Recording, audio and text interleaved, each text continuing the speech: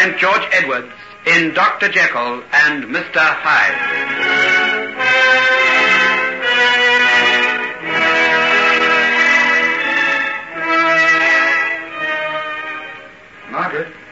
Margaret? Why, John, when did you get back from London? Oh, just a few minutes ago. I caught the early morning train. Oh, why didn't you let us know? Oh, I made up my mind in a hurry and didn't wait to send a telegram. Tell me, are you glad to see me? Of course I am. You'll be just in time for the garden party at Lady Winston's. You can be my partner in the mixed doubles if you like. Oh, I'd love to. But I didn't come all the way down from London to play tennis with you, Margaret, my dear. You look very serious. What's the matter? I've got something to tell you. Shall we go for a walk through the garden? Yes, by all means. I was just going out when you called me. I wanted to pick some delphiniums for your mother's room. You don't know how much I love to see you so much at home down here, Margaret. You just seem as though you belong. Your mother and father make me feel that way. I can't tell you how kind they've been. Of course they have. They love you, that's why. Margaret, Shall we go into the garden? Yes, come along. We'll go out through this door. Tell me what you did in London. Did you have a good time? Not very. Why? I was longing to get back here all the time. I don't have to tell you why, do I? Please, John. You can't stop me, Margaret. I've come down here to say these things to you, and you must hear them. But if I don't want to hear them? Why don't you?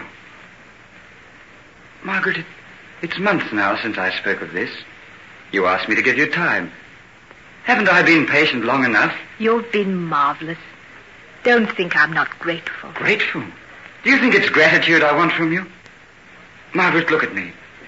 I've reached a decision. I'm not going to stand by and see you let the best years of your life go by for the sake of a man who I really believe is absolutely worthless. Why do you say that? Because of certain things I heard in London. What were they? Don't look at me like that. I'm not merely carrying gossip back to you. It's because your happiness and mine is at stake that you've got to know. Very well, then. What is it? A friend of mine, someone whose word I can absolutely trust, was in a jeweler's shop in Bond Street one day last week. Go on. Jekyll came in while he was there. He had a woman with him. They were buying an engagement ring. What? It's true. He heard it all. They chose a ring of sapphires and went out of the place arm in arm. Oh, don't tell me any more. Don't, please. My dear, I could kill him for hurting you so much. It's all right. Actually, I knew it all along. You knew? Yes. I saw him when I was in town a few weeks ago. He told me then. That's why you came back looking so white and strained. Oh, why didn't you tell me? What could you have done? Couldn't I have helped a little bit? Doesn't the fact that I love you and would do anything in the world to make you happy count for anything? Indeed it does. More than you can ever guess. Then marry me.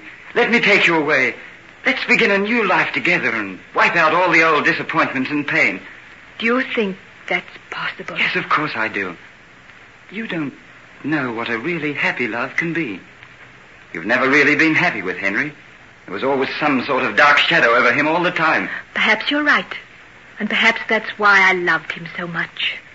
He seemed to need love more than anybody else I knew. It'll take more than your love to help him now. What do you mean? Well, I don't know exactly. But there are strange stories about him. People are beginning to whisper. What about? What has he done? He's been drinking. He failed to attend an important operation at a hospital. I caught sight of him for a moment only yesterday, and I was astounded at the change in him. Then something must be wrong.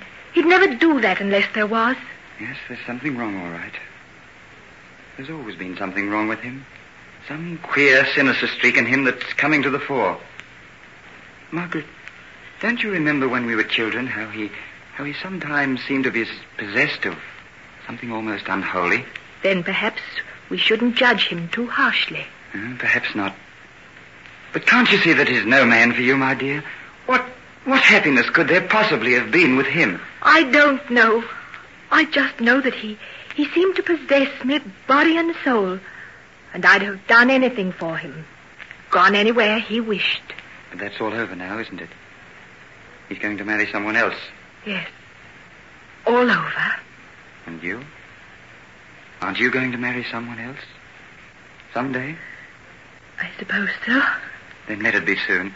Don't let the time slip by. Oh, how can I take so much from you and give so little in return? I'll be content.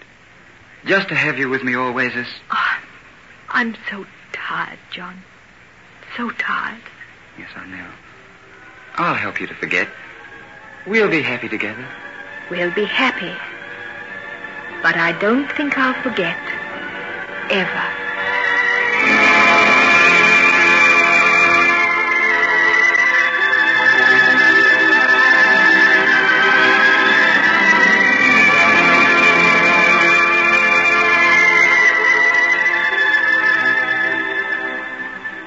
Helen, will you talk to me for a while? Oh, yes, Henry. I've come to tell you that I've reached a big decision about you. I'm going to send you away to my house in the country. What do you mean? What are you going to do with me when I'm there? You needn't be afraid, my dear. I won't go with you. I'm going to remain here. There'll just be you and your mother and the servants to wait on you. Why are you doing this, Henry? Because I can't pretend to you any longer. You were right, Helen. What you saw that night in your house in Bloomsbury is true. Then you admit it. It wasn't a terrible dream. It really happened. Yes, everything you've said is right. I did come to you in the shape of Hyde. I did take that dreadful dose, and you saw me change back into Henry Jekyll with your own eyes. No. In spite of myself, I've begun to believe you. I've begun to think that it wasn't possible. I know that. But something happened last night that makes it impossible for me to go on deceiving you. Henry, you look terrible. You're pale and trembling. What has happened? A punishment more terrible than anything I ever imagined has descended on me. And I must face it alone.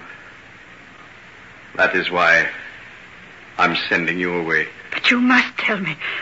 Sometimes I think I'm really going mad. I know what I saw, yet I know it isn't possible. In the realm of science, my dear, nothing is impossible. What has science got to do with you and Edward Hyde? Everything. It was my knowledge of science, imperfect though it is, that brought him into being. What do you mean?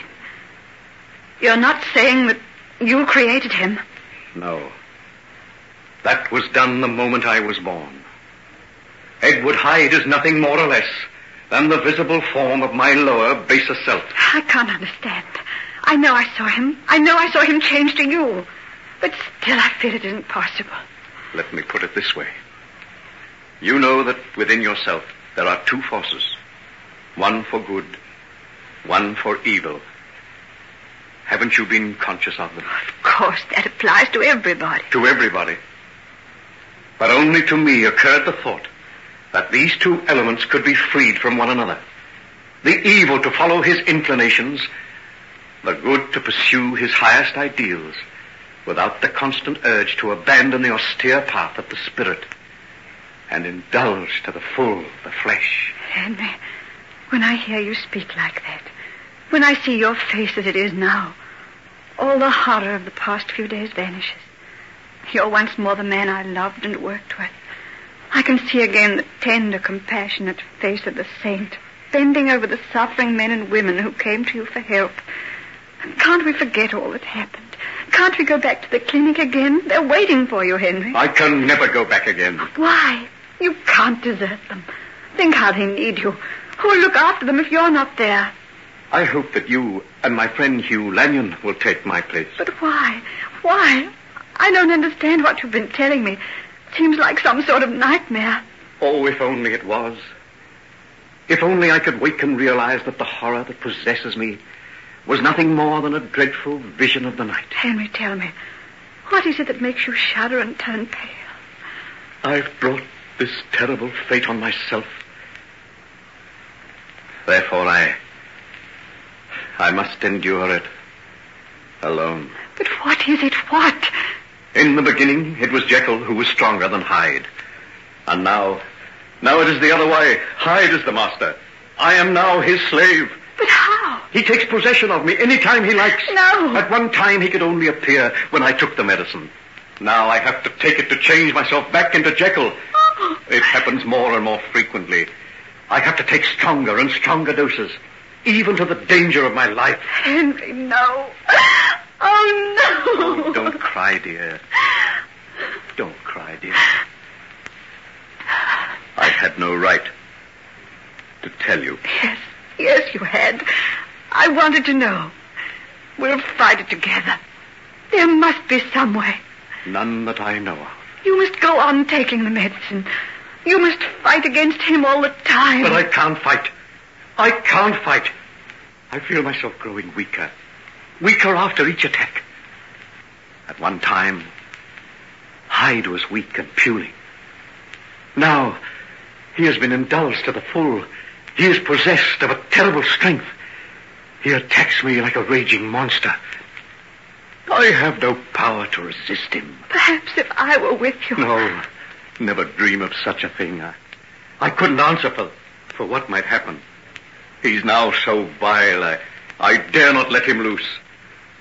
As soon as I feel the first shudders that warn me of his coming, I have to lock myself in my laboratory, where no one ever comes, and where I keep the drugs that can restore me back to sanity. But as long as you have that... Ah, yes, as long as I have it. And there lies my horror and my final dreadful doom. I have only enough of the original for 3 more doses. 3 more doses. And though I have ransacked London, there is no more to be had.